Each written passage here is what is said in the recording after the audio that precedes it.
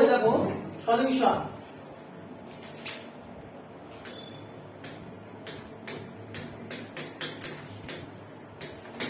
সলিউশনে আমরা যেটা আলোচনা করেছিলাম সেটা হচ্ছে colligative property.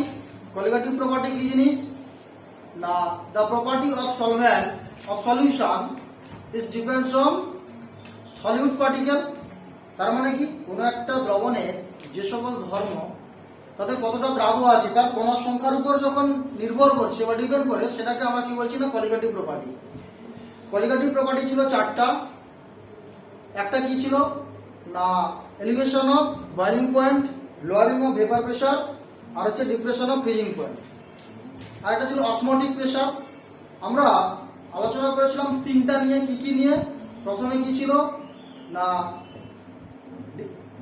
Lowering of vapour pressure, তার ফর্মুলা কি ছিল এরকম ছিল P0 minus P by P0 equals to X2। X2 টা হচ্ছে মোল ফ্র্যাকশন বা মোল ভগ্নাংশ অফ সলিউট দ্রাবে। P0 টা ছিল কি না দ্রাবকের বাষ্পচাপ, P টা ছিল দ্রবণের বাষ্পচাপ। তারপর ছিল কি elevation of boiling point. Elevation of boiling পয়েন্টে কি ফর্মুলা ছিল আমাদের del T A del T B, boiling point যেহেতু equals to AB into CM. তারপর কি ছিল না depression of freezing point. Depression of freezing পয়েন্টে কি ছিল del T A equals to K A into CM. কেবি টা ছিল ইবলিওস্কোপিক কনস্ট্যান্ট আর কেএফ টা ছিল ক্রায়োস্কোপিক কনস্ট্যান্ট। তাহলে এই তিনটা নিয়ে আমরা আগের ক্লাসে আলোচনা করেছিলাম। আজকে যেটা আমরা আলোচনা করব সেটা কি না অসমোটিক প্রেসার অর অভিস্রবণ চাপ। তাহলে আজকে আমরা কি নিয়ে ডিসকাস করব? Osmotic pressure. তাহলে এট ফার্স্ট আমাদের জানা আছে অসমোসিস কি জিনিস। What do mean by osmosis? Osmosis বলছে কোন সেমি পারমিয়েবল মেমব্রেন দিয়ে যখন একটা সলভেন্টকে তার সলিউশন থেকে সেপারেট করে রাখা হয়, কি দিয়ে না সেমি পারমিয়েবল মেমব্রেন দিয়ে যখন সেপারেট করা হয়, তখন যে পার্টিকেল গুলো থাকে সেই পার্টিকেল গুলো কোথা থেকে কোথায় যায়, মানে কিরকম কনসেন্ট্রেশন, হায়ার থেকে লোয়ারের দিকে যায় নাকি লোয়ার থেকে হায়ারের দিকে যায়? কনসেন্ট্রেশন বা পার্টিকেলস গুলো লোয়ার থেকে হায়ারের দিকে যায়। আমরা ডিফিউশনের ক্ষেত্রে কি বলেছি বা ব্যাপনের ক্ষেত্রে বেশি থেকে কম কনসেন্ট্রেশনের দিকে যেত। আর অসমোসিসের ক্ষেত্রে কি হয় লোয়ার টু হায়ারের দিকে যাচ্ছে।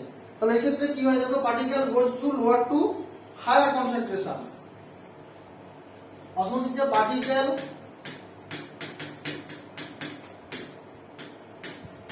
goes through lower to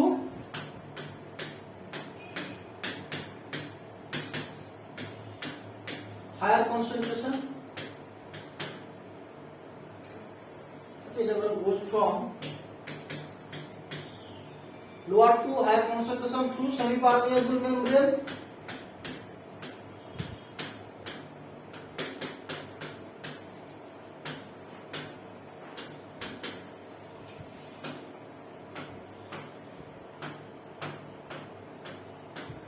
তাহলে লোয়ার থেকে হায়ারের দিকে যাচ্ছে। এবার বলছে অসমোটিক প্রেসার। তাহলে অসমোটিক প্রেসার কি জিনিস? তাহলে যে প্রেসার দিলে বা ক্রিয়েট করলে অসমোসিস প্রসেসটা বন্ধ হয়ে যায়। তাহলে to stop the process of osmosis minimum amount of pressure is required. বা যে প্রেসারটা দিলে অসমোসিসটা পুরোপুরি স্টপ হয়ে যায় সেটাকে কি বলা হয়, বা সেই মিনিমাম প্রেসারটাকে কি বলা হয় অসমোটিক প্রেসার। তাহলে অসমোটিক প্রেসার কি?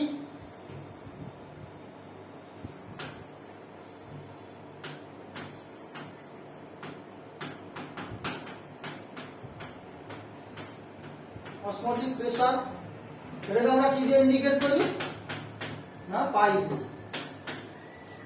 তাহলে minimum amount of pressure required to stop osmosis. তার মানে যে মিনিমাম চাপ দিলে অসমোসিস প্রসেসটা স্টপ হয়ে যাবে। তাহলে কি minimum pressure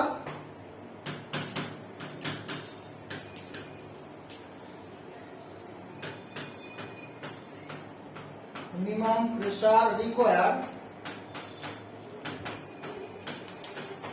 to stop osmosis, সেটাকে কি বলছি আমরা? অসমোটিক প্রেসার পাই। এই অসমোটিক প্রেসার কোন কোন সাবজেক্টের উপর বা কোন কোন ফ্যাক্টরের উপর ডিপেন্ড করে সেটা জানতে গেলে আমাদের কি জানতে হবে বা পড়তে হবে? ভ্যান্ট ল। আমরা এতক্ষণ সলিউশনে কি পড়ে আসছিলাম? রাউলস ল। এবার আমরা কার ল পড়বো না? Van't law. সেটা কি না অসমোটিক প্রেসার রিলেটেড। তাহলে osmotic pressure related Van't law কি বলছে দেখো, ঠিক আছে? ভ্যান্ট ল,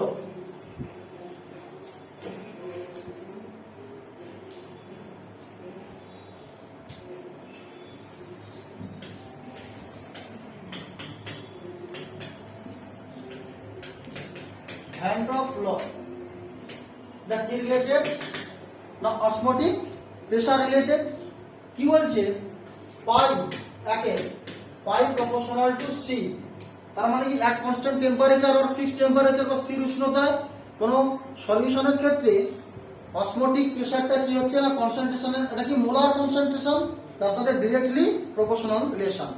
তাহলে সিটা কি? C equals to molar concentration. আমরা এতক্ষণ বা যখন এলিভেশন অফ বয়লিং পয়েন্ট বা ডিপ্রেশন অফ ফ্রিজিং পয়েন্ট পড়ছিলাম, ওগুলো কি ছিল না মোলার কনসেন্ট্রেশন। তাহলে এটা থেকে আরেকটা জিনিসও বলা যায়, or pi proportional two 1/v, pi proportional two 1/v। ভিটা হচ্ছে ভলিউম, তাহলে তার সাথে কি হচ্ছে? Inversely proportional relation. আর কি হয় না পাই proportional to T, that is টেম্পারেচারের উপর ডিরেক্টলি প্রপোর্শনাল রিলেশন। তাহলে এই দুটোকে যদি একসাথে করা হয়, therefore pi proportional two city or pi equals to কি হয়? সিআরটি।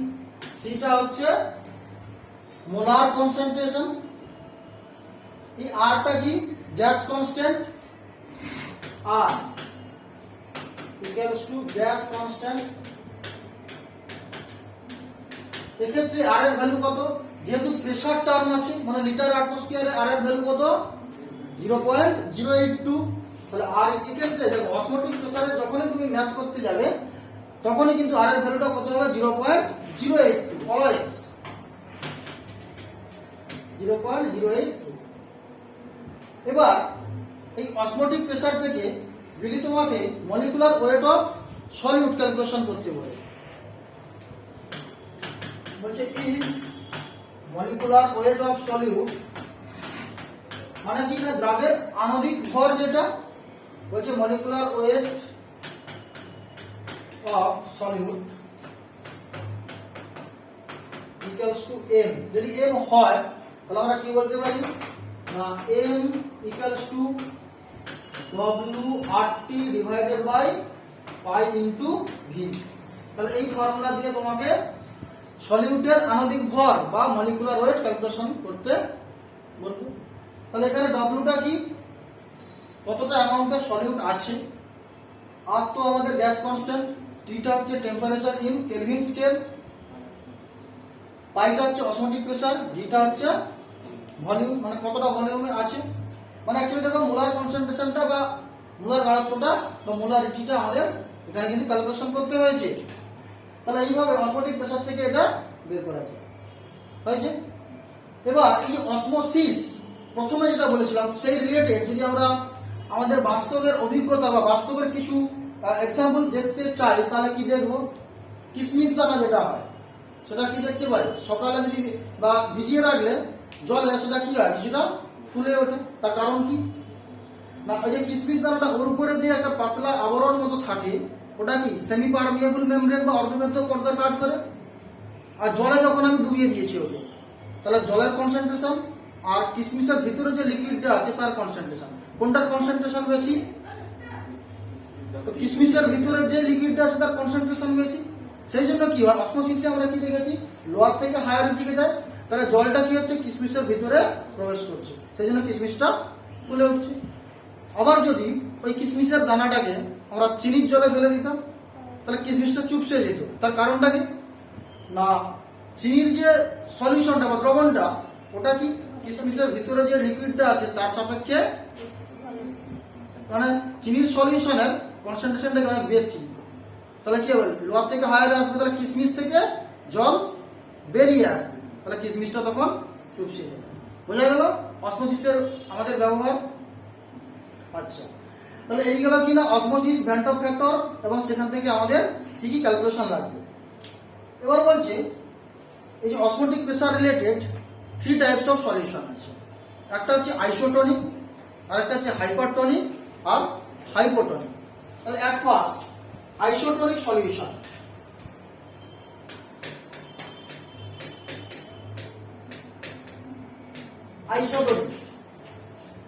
আইসোটনিক বলছে যে সেমি পারমিয়েবল মেমব্রেন বা অর্ধবেদ্য পর্দা দিয়ে আলাদা করা আছে দুটো দ্রবণ, তাদের মধ্যে কোনো অণুর বা পার্টিকেলের প্রবাহ হচ্ছে না, তাহলে সেটাকে আমরা কি বলছি আইসোটনিক। তাহলে দুটো সলিউশন তোমাকে পরীক্ষায় বলবে two solution are isotonic, what do you mean, বা দুটো দ্রবণ আইসোটনিক বলতে কি বোঝো। তার মানে কি হবে, two solution are isotonic means π1 = π2, মানে তাদের অসমোটিক প্রেসারটা হচ্ছে ইকুয়াল বা অভিসরণ চাপ সমান। এবার বলছে তাহলে টু সলিউশন আর মানে দুটো দ্রবণ, টু সলিউশনস আর আইসোটনিক। আইসোটনিক মিনস আপনারা কি বোঝায়, π1 = π2, that is osmotic pressure is equal.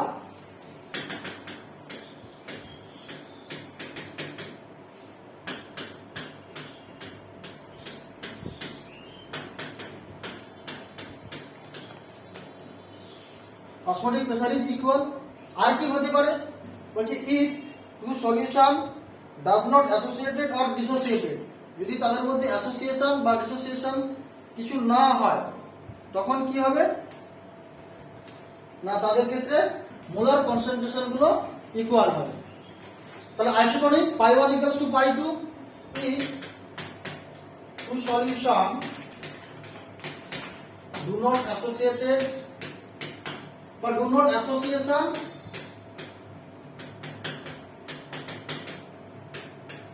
or dissociation or dissociate, মানে তারা যদি অ্যাসোসিয়েশন মানে বিভাজন বা সংযোজন কিছুই না হয়, অ্যাসোসিয়েশন ডিসোসিয়েশন কিছুই হচ্ছে না, দেন C1 = C2, that is molar concentration is equal.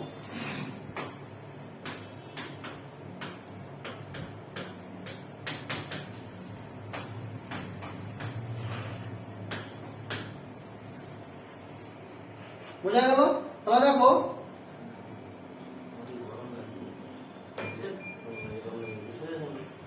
দুটো সলিউশন আইসোটনিক মানে হচ্ছে তাদের অসমোটিক প্রেসারটা ইকুয়াল, আর যদি ডিসোসিয়েট বা অ্যাসোসিয়েট না হয় তখন তাদের মোলার কনসেন্ট্রেশন গুলো ইকুয়াল হবে। বোঝা গেল, এটা হলো আইসোটনিক। এবার বলছি কি হাইপারটনিক আর একটা হাইপারটনিক না হাইপোটনিক। তাহলে হাইপারটনিক কি হবে, হাইপোটনিক মানে যে সলিউশনের কনসেন্ট্রেশনটা বেশি, তাহলে এটা হচ্ছে হায়ার কনসেন্ট্রেশন, হায়ার কনসেন্ট্রেশন। আর হাইপোটনিকটা কি হয়, এটা হচ্ছে লোয়ার কনসেন্ট্রেশন। এর আমরা ইউজ কোথায় দেখি, ধরো বলো বলো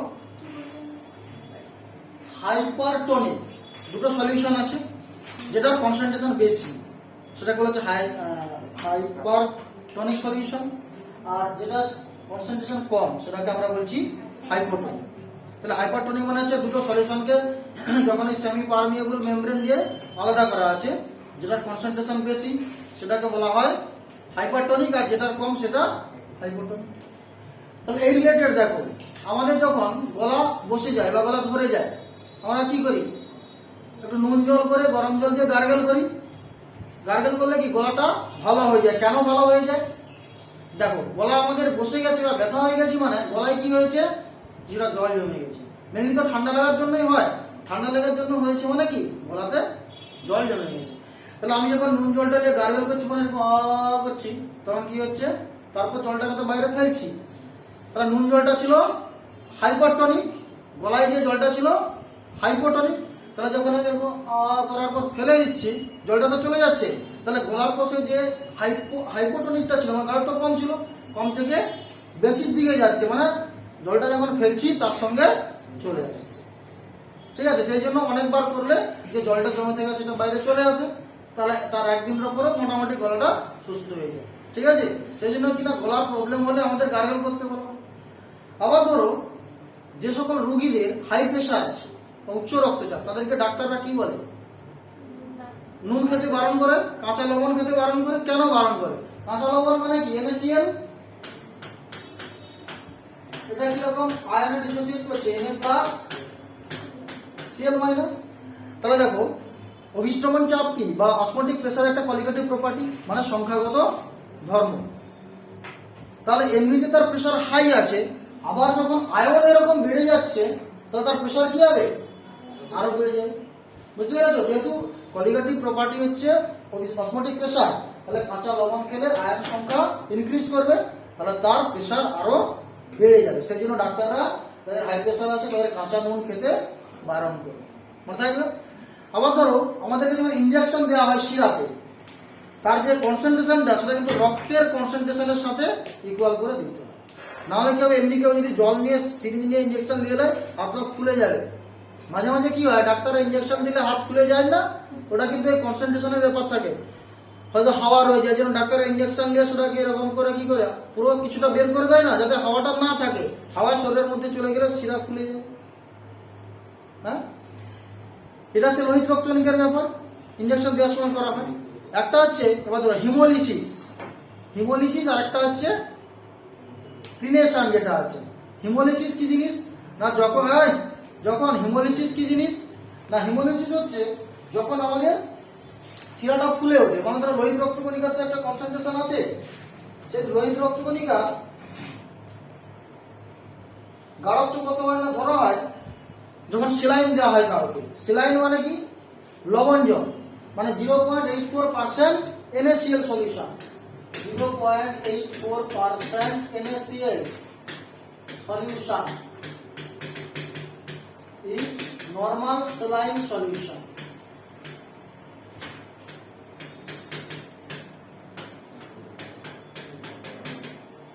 যখন কাউকে সেলাইন দেওয়া হয় মানে তার শরীরে নুন জল দেওয়া হয়। হয়েছে? তাহলে হিমোলিসিস কাকে বলে?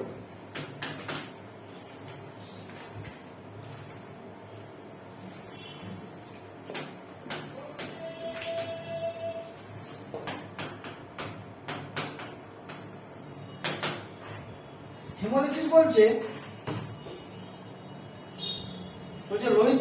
লোহিত রক্তকণিকাকে তার মধ্যে যদি জল প্রবেশ করে, মানে পাতিত জলের কনসেন্ট্রেশন কি অনেক কম, লোহিত রক্তকণিকার গাঢ়ত্ব অনেক বেশি, তাহলে তার মধ্যে যদি প্রবেশ করে কি হবে, শিরাটা বা লোহিত রক্তকণিকা ফুলে উঠবে, সেটাকে কি বলা হয়, হিমোলিসিস। তাহলে পাতিত জল প্রবেশ করে লোহিত রক্তকণিকার ফুলে ওঠার ঘটনাকে বলা হয় হিমোলিসিস, আর চুপসে যাওয়ার ঘটনাকে বলা হয় ক্রিনেশন। মনে থাকবে? তাহলে এটা মানে হচ্ছে ফুলে ওঠে, আর ক্রিনেশন মানে হচ্ছে লোহিত রক্তকণিকা চুপসে যায়, দুটাই বিপদ। ঠিক আছে, এবার ধরো এই যে নরমাল স্যালাইন সলিউশন যেটা বলবো, সেটা হচ্ছে রক্ত, মানে রক্তের গাঢ়ত্বের সাথে ইকুয়াল করতে হয়। তাহলে এই গেল কি না আমাদের অসমোটিক প্রেসার রিলেটেড যা ব্যাপার, সেগুলো মোটামুটি ডিসকাস করা হলো। এবার বলছে রিভার্স অসমোসিস। তাহলে অসমোটিক প্রেসার ছিল কি না, যে প্রেসার দিলে অসমোসিস প্রসেসটা বন্ধ হয়ে যেত, সেটাকে বলা হচ্ছে অসমোসিস। মানে অসমোটিক প্রেসার, সেই প্রেসারটাকে রিভার্স অসমোসিস কি,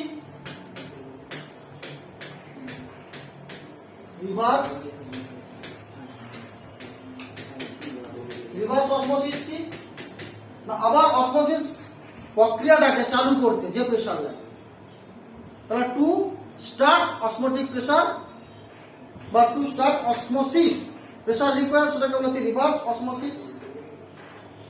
এটা হচ্ছে কিনা টু স্টার্ট অসমোসিস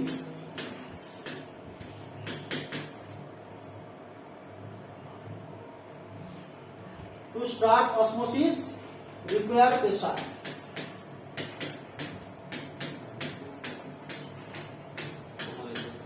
সেই প্রসেসটাকে আমরা কি বলছি, মানে অবিস্রবণটা বন্ধ হয়ে গেছে সেটাকে আমরা স্টার্ট করব, তার জন্য যে প্রেসারটা লাগবে সেটাকে বলছে reverse osmosis.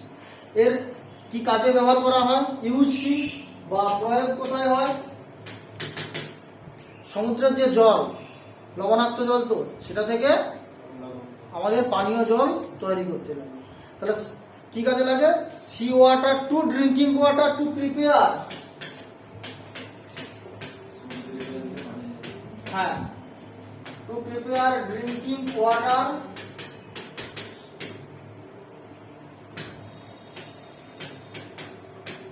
From sea water. সমুদ্রের জল থেকে ড্রিঙ্কিং ওয়াটার মানে পানীয় জল তৈরি করতে এই অসমোসিস বা রিভার্স অসমোসিস লাগে।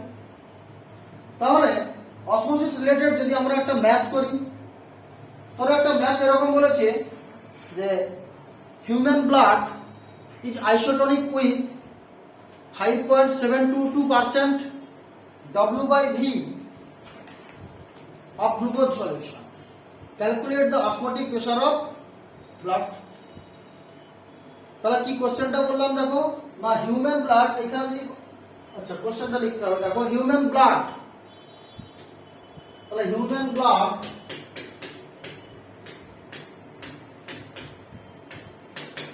is isotonic with 5.722% W/V glucose solution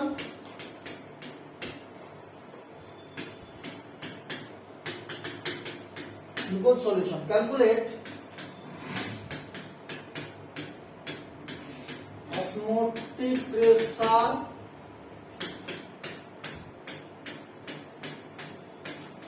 of blood।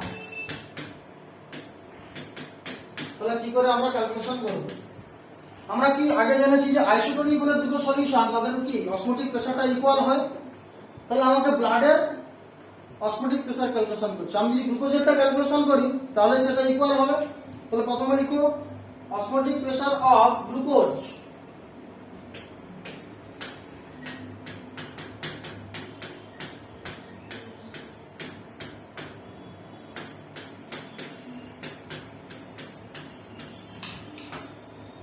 তাহলে পাই ইকুয়ালস টু ফর্মুলা কি হয় আমাদের সিআরটি। সিটা হচ্ছে মোলার কনসেন্ট্রেশন, দেখো 5.722% গ্লুকোজ, তাহলে 5.722 ডিভাইডেড বাই গ্লুকোজের মলিকুলার ওয়েট 180 ইনটু কততে আমাকে বের করতে হবে মোলার কনসেন্ট্রেশন ইনটু 1000, আর এটা আছে কত 100 তে, যেহেতু পার্সেন্টেজ W/V, আর এর ভ্যালু কত 0.082 ইনটু টেম্পারেচারটা লাগবে, তাহলে এখানে লিখে রাখো 27 ডিগ্রি সেন্টিগ্রেড, তার টেম্পারেচার কত 300 কেলভিন। যদি এটা ক্যালকুলেশন করা হয় কত আসবে না 7.82 atm হয়েছে। মানে ক্যালকুলেশন এরকম আর কি, ধরো একটা শূন্য, দুটো শূন্য, একটা দুটো তিনটা কেটে দাও, এখানে তুলে দাও, তাহলে 0.82, এবার এই দুটো শূন্য কেটে দাও, এটা কত হচ্ছে 3×6 = 60, এই শূন্য কেটে দিলে এখানে কত হবে 8.2, 6 দিয়ে কাটো 0.9, 6 9 54, 3 35, 0.95, এটা 8 দিয়ে, ঠিক আছে। এটা আসবে কত প্রায় 7.82 মতনই আসবে। দেখো 9×72, তাই তো। আর এদিকে 0.5 এর জন্য আপনার চলে 72 4 76, আর 2 এর জন্য 9 দিয়ে 18 2 মানে 78 হচ্ছে যেটা। এটা হচ্ছে 7.82 atm। ওকে, তাহলে এই হচ্ছে আমাদের অসমোটিক প্রেসার রিলেটেড মোটামুটি যা ছিল তার ম্যাথ এবং থিওরি।